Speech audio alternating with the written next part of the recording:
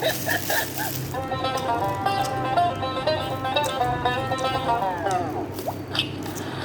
chào tất cả anh em nhé. Hiện tại mình đang ở công viên Thủy Hòa. Hôm nay mình sẽ làm cái clip mà mình khá là chưa ai làm cái clip như mình làm một cái vlog. Mình biết nói một ít tiếng Trung, nói sương sương thôi. Mình sẽ gọi mấy bạn ở bên Trung Quốc ra. Mình đứng ở bên này mình nói chuyện. Việt Nam mình với Trung Quốc có cách nhau xa đâu. Ở Lào Cai mình cách nhau có một con sông Hồng nhỏ này thôi. Đây, qua đây mình giới thiệu sương sương cho các bạn xem này, xong là mình sẽ cho các bạn xem những cái view đẹp nhất và mình sẽ quay cả ban ngày và ban đêm. Ban đêm bên đấy đèn thì lồng lộng luôn. Phía bên này, đây là ngay đằng sau mình là con sông này là gọi là con sông Hồng các bạn ạ. Còn phía bên kia là ở đây như các bạn có thể thấy, bên kia là phố mới các bạn ạ. Bên kia là hải quan bên để đóng dấu thông hành để các bạn có thể sang Trung Quốc chơi. Nhưng mà hiện tại đang dịch Covid các bạn cũng biết rồi đấy, cấm cửa khẩu nên là không đi lại được. Mình cũng rất muốn sang vào đấy, mình trước khi sang thường xuyên luôn, mình có sổ thông hành mà ngày đi mấy lần cũng được các bạn ạ. Kia là cái cầu kìa, các bạn nhìn thấy không? Cái cầu đó là cái cầu cửa khẩu quốc tế để cho khách du lịch đi lại. Còn đây là Trung Quốc này các bạn thấy không? Mấy cái nhà chọc trời kìa. Tí nữa mình sẽ đưa các bạn vào trong cái khu Kim Thành mà mình hay đóng phim hành động ấy, ở trên kênh YouTube các bạn xem này các bạn không biết rồi. Mình sẽ đứng ở trên cam mình quay view xuống. Ban đêm các bạn ạ, view đẹp lắm. Ở đây có mấy cái chùa gọi là họ thắp hết đèn lên rực rỡ cực. Với cả ban đêm ấy thì kiểu có các bạn ở bên Trung Quốc ấy, thanh niên mà ở bên trên đấy là có cái công viên. Xưa mình sang bên đấy mình biết, nên mình đối diện với công viên đấy. Mình sẽ hú gọi mấy bạn ấy sang bờ kè để mình nói chuyện. Hôm nào mình làm hiệu quả lắm các bạn ạ. Bên người Trung Quốc họ cũng thân thiện thôi, nhưng mà không biết các bạn nghĩ nào. Mình thì không phải là bênh thôi, nhưng mà kiểu mình cũng tiếp xúc và mình cũng có một số bạn ở bên Trung Quốc nói chuyện mình cũng vui vẻ hòa đồng á. Thôi bây giờ không nói nhiều nữa, mình sẽ đưa các bạn đi vào trong Kim Thành để tham quan thêm. Ok, mời các bạn theo mình. Bây giờ mình sẽ đưa các bạn đi. Bây giờ chắc là bị dịch đó là hơi ồn đấy các bạn, thông cảm nhé. Đây là công viên Thủy Hoa này các bạn. Đó, cái kia là Trung Quốc kìa. Đấy, rộng chưa?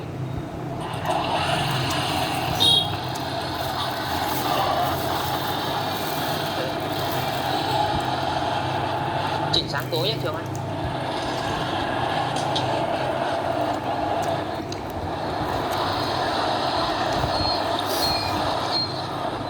Đó, các bạn có thể thấy đó, người bạn láng giềng của mình ấy chỉ cách nhau có một con sông thôi, đây là gọi là con sông Hồng các bạn ạ. Mua nước uống á nhỉ. Mình đứng bên này mình gọi mình hú nhảy cái là bên này cũng nghe thấy mà. Đây các bạn có thể thấy đó, phía bên tay phải của mình ấy là Trung Quốc này. Thì nữa mình sẽ trèo lên cái mỏm đồi trên kia cho các bạn nhìn view xuống dưới.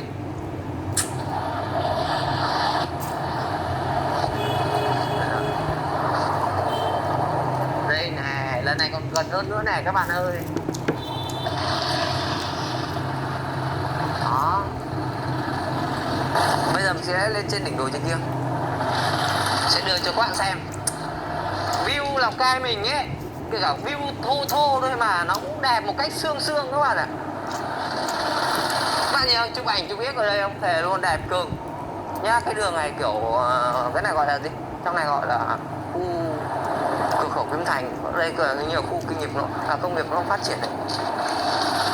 Đang đợi các bạn tỉnh khác có nhiều tiền để rót vào đây để đầu tư. Đấy.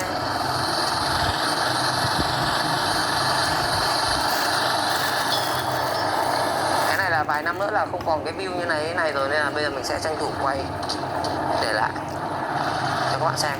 Bạn ơi, đến rồi này. Các bạn nhìn thấy không? Đây là con dê đấy các bạn. Đấy.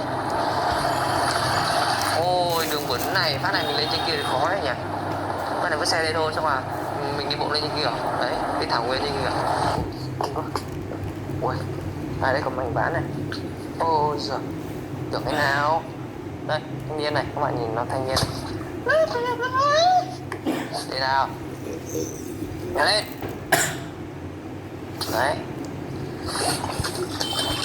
Các bạn nhớ cái góc quay này không? Trước là mình đóng phim ở trên này đấy. có cá to này, ở trong này có cá này.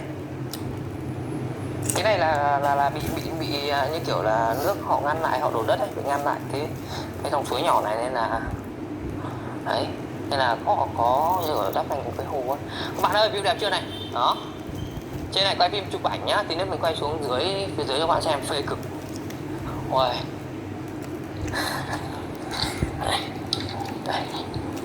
Đây là trường, đây là trường chịu chơi nhá các bạn nhá. Đây là bạn này là cameraman mà không được cầm cam này. Đây cầm đi được rồi, đến đây cũng được phát. Lên trên kia quay xuống, anh đi dưới lên.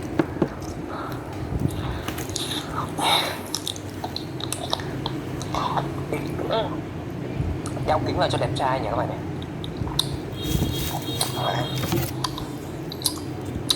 Đẹp chưa? Tóc đẹp không?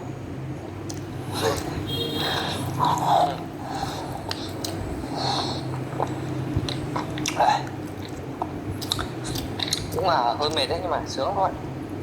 Đây, để mình chiếu hướng dẫn các bạn lên nhé. Nhiều người hỏi xem chơi TikTok của mình ấy, hỏi chiều cao của mình lùn đó các bạn ạ. Mình cao có 1m60 tròn thôi. Cân nặng của mình thì chắc là mình chỉ bằng một bạn nữ thôi. Được có 51, 52 cân. Mà lúc nào mà lừa được cơm nhiều ấy thì lên được có 34 cân.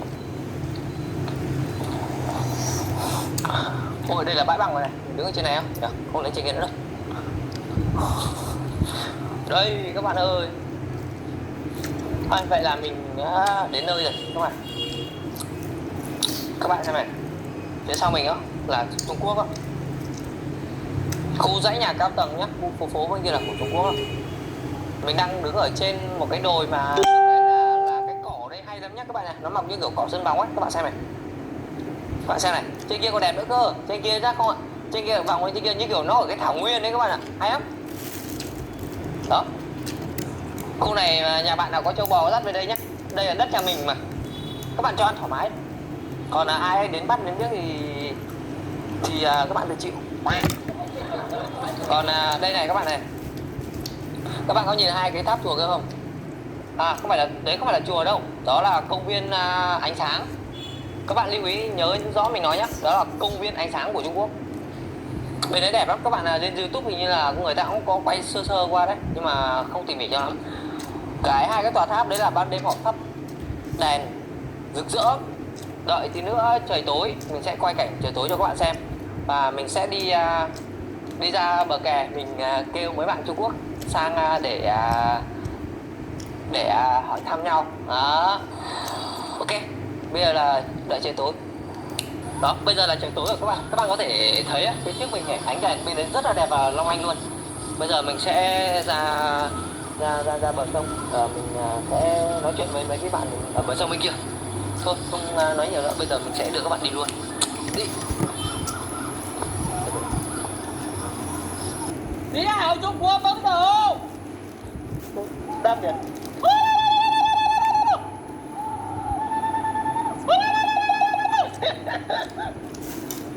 你们好吗？不好啊！那边还等国民吗？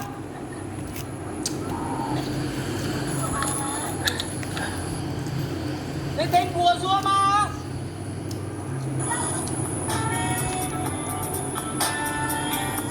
我们的王冠星啊！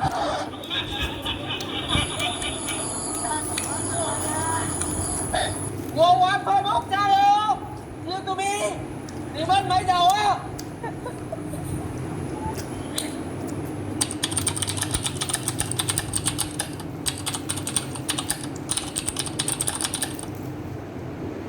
？Và em không có cái rồi di chuyển quay đâu thì quay không quay thì thôi. Bây giờ em đi hỏi thăm các bạn như thế được mà. Hỏi ông hỏi Rồi mình hỏi.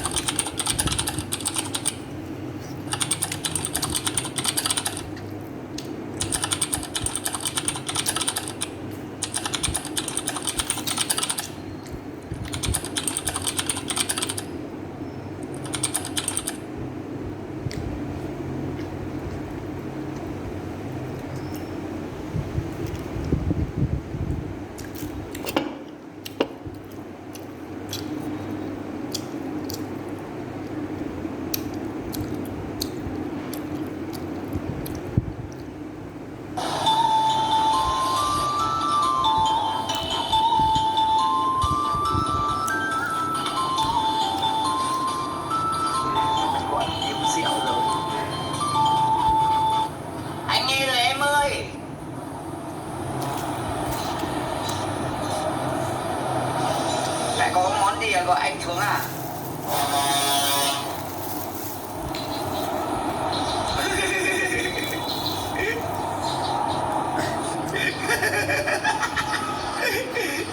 Cái gì á?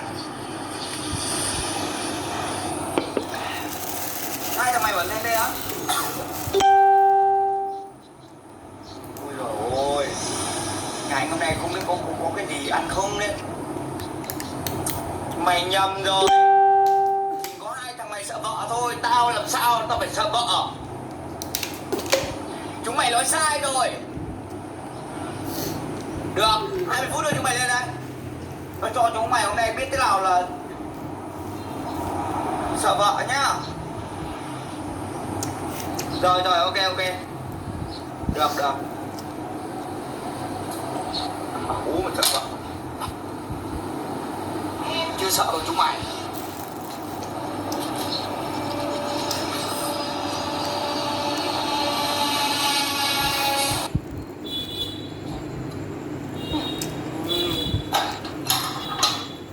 Sao sáng em gì mà mặn này? Vừa mặn vừa khô cái ăn rồi.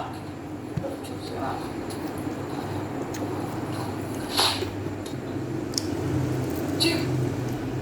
Bình thường. Mặn đấy em kêu bình thường.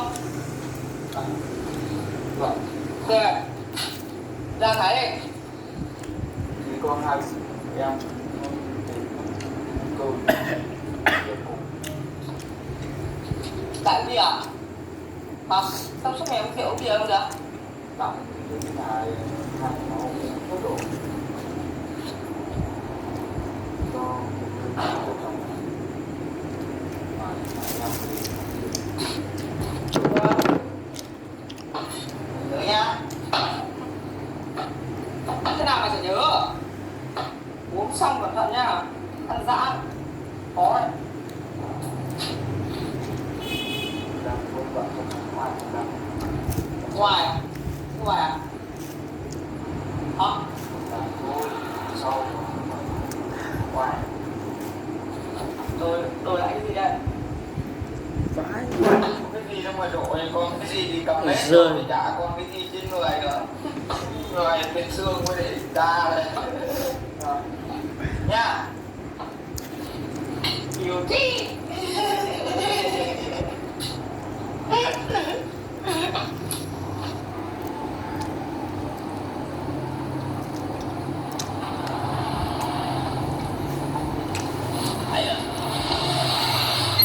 Ôi, chả biết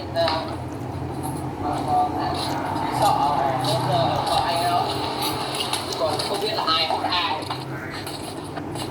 Anh cô ơi, anh cô ơi, chưa? Chưa? Đây, tất cả hôm nay mọi việc anh đã sắp xếp xong hết rồi. Đừng lo lắng một vấn đề gì cả. Chúng mày ra đây. Thằng nào? Mở cửa nào? Ngồi đây anh sẽ bảo vợ nó mang ra. Anh cũng Nói quá là từ sớm giờ. cứ ngồi đây đi. Chứ ăn gì vậy? Vợ ơi! Thôi, còn thế thôi. Vợ ơi! Cô mang cái dạng của cô ra đây thôi. Mày lấy cho anh cái điếu thuốc lào này. Anh là cứ cơm cháo là cứ thuốc lào liên tục cứ rồi quấy liên tục. Đây rồi. Ôi, xong rồi là Tính cho. Sao lại ít món thế này?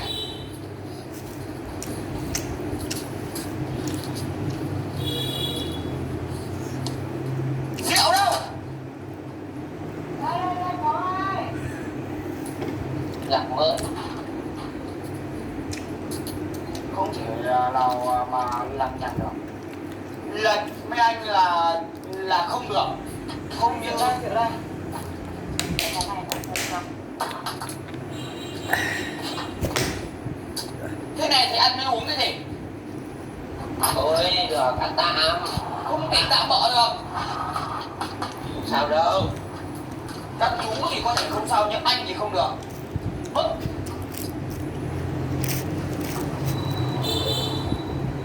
Đây phải là xem nhá. Đấy nhanh lên. Mấy trẻ con. Rượu thuốc này. Dạ, ngon đấy. Thế cô đem thức ăn thức uống ra đây, cô không đem đồ chấm đồ chết ra đây thì làm tôi chấm làm cái gì? Như sen đó.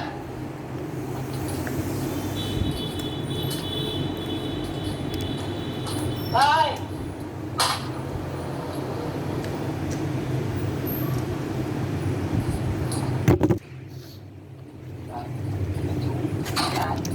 Rất nhiều.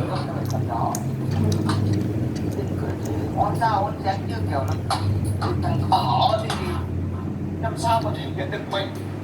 Dạ, em Cùng nói anh á. cùng luôn. Để xuống đây.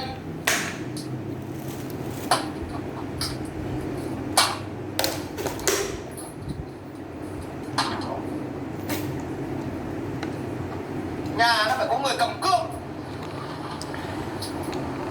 Ủa đi. Đặt trước đi. Ủa đi. Cố lên các chú ạ. Sau các chú mà cứ ấy biết nào các chú cứ lên đây. Dù anh nói thật sự là anh không đảm bảo anh sẽ cho các chú là những bữa cơm là ngon nhất, nhưng mà là anh đảm bảo là rượu cũng là ngon nhất. Các chú nên nhớ đấy. Cố lên.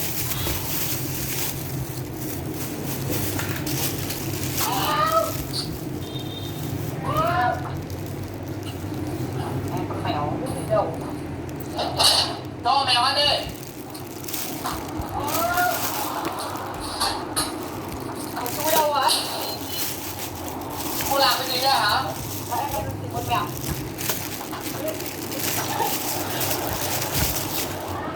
Tôi nói chú luôn một câu như thế này.